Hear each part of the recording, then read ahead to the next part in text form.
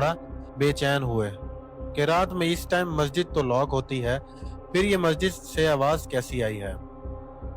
ये जो जिनका घर था, उन्होंने अपनी बहन को उठाया, कहा कि मुझे ऐसा लगा है कि मस्जिद में कोई है। अब इनकी बहन भी परेशान हो गई, दोनों घर में अकेली थी। अब उनके साथ छोटे छोटे बच्चे भी थे जो कि सो रहे थे। फिर ये दोनों उठी चारपाइयों से। अब जो मस्जिद की तरफ दीवार थी छत की, जो बाउंड्री थी, अक्सर आपने देखा होगा कि पंजाब साइड पर जो छत की, जिन्हें बनेरे भी कहा जाता है, उन बाउंड्रीज के बीच में से कुछ ईंट निकली हुई थी, हवा के लिए शायद। अब ये लोग अपने बिस्तर से उठते हैं और दीवार के पास जाकर इस होल से इस मस्जिद में झांकते हैं, तो देखते हैं एक शख्स है जिसकी हाइट जरूरत से ज्यादा लंबी है।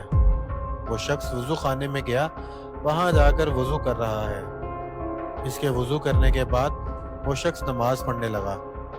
जब उसने नमाज मुकम्मल कर ली और उसके हाथ में कोई तस्बीह थी, इस मस्जिद के सहन में टहल रहा था। अब ये दोनों छुप कर ये मंजर पूरा देख रही थी और इन्हें बहुत डर लग रहा था। फिर थोड़ी देर बाद क्या देखती हैं कि वो शख्स टहल टहल कर उस बेरी के दरख्त पर चढ़ गया और फिर गायब हो गया।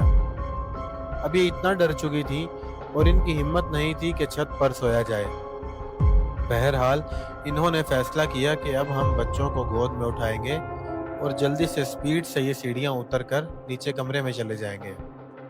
अब मसला ये था कि जैसा कि शुरू में मैंने बताया कि इन सीढ़ियों से उतरता हुआ शख्स इस मस्जिद से साफ दिखाई देता था, तो इनको ये भी डर था कि हम नीचे उतरेंगे तो वो शख्स हमें कहीं देख ना ले।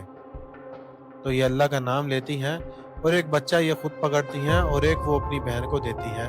वो बच्चे सो रहे थे। इन्होंने कहा कि बस इसे पकड़ लो और जितनी जल्दी हो सके हमें ये सीढ़ियां नीचे उतरनी है। बस इन्होंने हिम्मत की और अल्लाह का नाम लिया और इसके बाद तेजी से सीढ़ियां उतरती हैं। अंदर जाकर इन्होंने अपने आप को इस कमरे में बंद कर लिया। जैसे तैसे रात गुजारी और फिर सुबह इन्होंने ये मामला अपने घर वालों को बताया। उनके भाई ने जाकर मौलवी साहब से बात की और फिर पता चला